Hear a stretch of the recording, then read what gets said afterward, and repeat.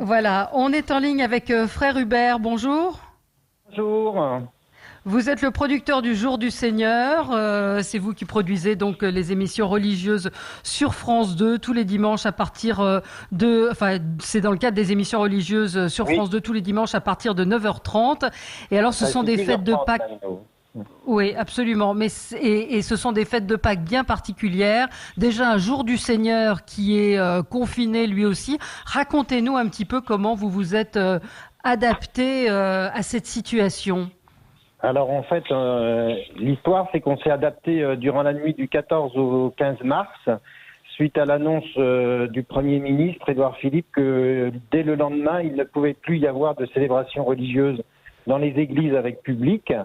Et donc notre messe prévue à Clichy, où on avait travaillé avec la communauté paroissiale, eh bien, est tombée avec l'annonce du Premier ministre, et que en relation avec France Télévisions, entre 20h et 20h40, on a pris la décision de faire la messe dans le studio de notre partie magazine, dans le 13e arrondissement de Paris, et de travailler toute la nuit pour faire en fait une messe en studio pour le lendemain, 11h en direct.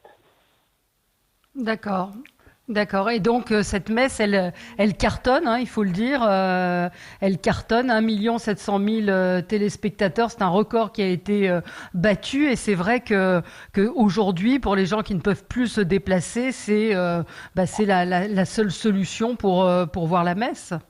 Oui, alors évidemment c'est une situation inédite que le million et demi de pratiquants réguliers qui se rendent le dimanche à la messe dans leur paroisse puissent ne plus y aller actuellement. Donc évidemment, on draine tous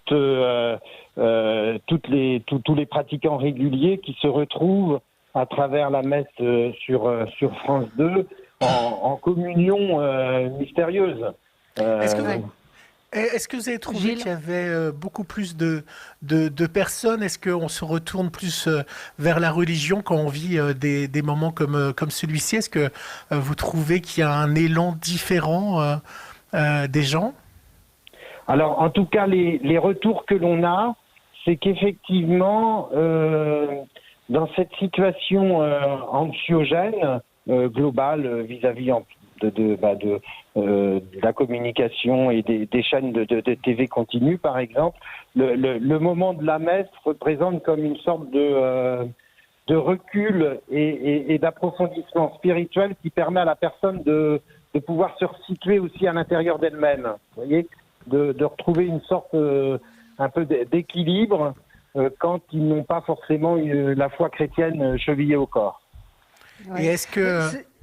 Oui, Allez-y, Gilles. allez-y, Valérie. Non, je voulais savoir également, ce qui change, c'est que les gens ne peuvent pas enterrer leurs morts. Est-ce qu'il y a, alors je suis très naïf, mais est-ce qu'il y a des bénédictions qui se font par vidéo? Est-ce qu'il y a des absolutions qui sont données par vidéo? Comment l'Église a réagi sur le fait qu'on puisse plus enterrer nos morts de façon classique? C'est sûr que...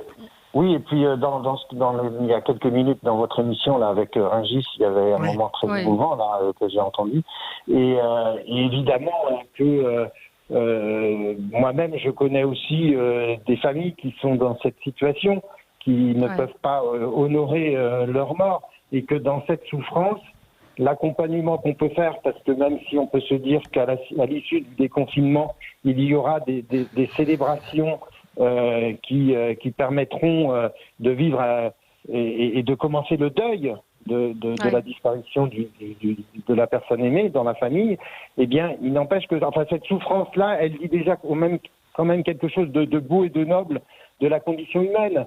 On a beaucoup dit, les anthropologues ont beaucoup dit que on est devenu humain le jour où on a été capable d'enterrer nos morts. Vous voyez ?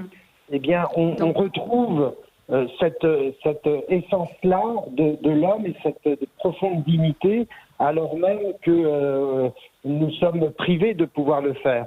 Donc, il y a la résurgence dans ce manque, dans cette douleur de ce qui fait aussi notre dignité d'homme et de femme.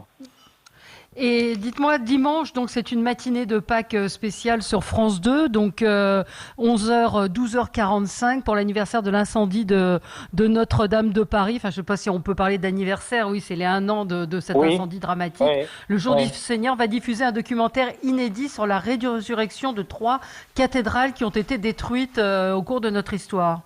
Oui, au cours du XXe siècle. Vous voyez, c'est-à-dire que mystérieusement, il y a quelque chose d'assez allégorique dans ce documentaire qui nous resitue dans l'histoire du XXe siècle, avec la guerre 14-18, avec 1945, avec Rouen, et puis avec Nantes en 1972, un incendie de la toiture. C'est-à-dire que en fait, tout ce qui vient ébranler et mettre par terre de beaux projets humains comme peut l'être une cathédrale, et comme nous pouvons vivre aujourd'hui le drame avec l'épidémie de beaucoup de choses qui s'écroulent, eh bien ce documentaire va nous redire que dans notre histoire, on a vécu des moments de profonde chute, et qu'en même temps, à chaque fois, eh bien on s'est relevé, et que c'est collectivement, communautairement, qu'on peut arriver à reconstruire. Tout ça. Voyez. Dites-moi, c'est quelque chose d'assez fort. Vous allez également lancer une chapelle virtuelle en ligne. Enfin, elle a été lancée d'ailleurs. Oui. C'était l'idée que pour maintenir vive la flamme de l'espérance dans cette épidémie, eh bien, on puisse tous venir partager son intention de prière pour les soignants, pour les malades, pour les mourants, pour les familles endeuillées, pour se dire que en fait le christianisme c'est une histoire de corps personnel qui ressuscite avec le Christ, et de corps communautaire qui vit aussi où chaque personne est un membre unique de ce corps, et que si le corps tout d'un coup n'arrive plus à se rassembler, eh bien il vit physiquement un manque. Et que cette chapelle virtuelle permet tout d'un coup de toujours tricoter de la communion, quoi. Moi, j'avais une dernière question, Valérie, je sais qu'il y a bientôt la pub. Est-ce que, c'est une question aussi naïve, mon frère, mais est-ce que vous pensez que c'est une épreuve qui nous est envoyée? Est-ce qu'on vous pose la question? Est-ce que finalement on nous met une épreuve, l'être humain et Dieu nous met une épreuve, ou ça n'a pas de lien?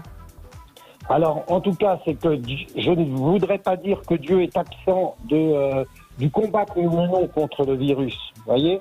C'est-à-dire que si c'est un mal, ça ne vient pas de Dieu, mais que Dieu est là pour nous dire, eh bien, dans la lutte contre ce mal, eh bien, nous allons pouvoir ressusciter, nous allons pouvoir nous relever, nous allons pouvoir nous montrer encore plus vivants à l'arrivée.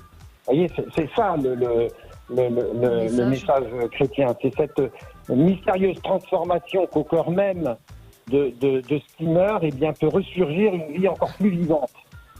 Merci beaucoup, frère. Merci beaucoup, frère Thierry Hubert, d'avoir été avec nous. Donc, matinée de Pâques spéciale dimanche prochain sur France 2. Et puis, je rappelle donc que cette chapelle virtuelle en ligne qui est également à la disposition des croyants. Merci à vous. Merci d'avoir été sur Sud Radio ce matin. On se retrouve dans un instant avec Rémi Pernelet pour faire le point sur l'actualité des médias. Tout de suite.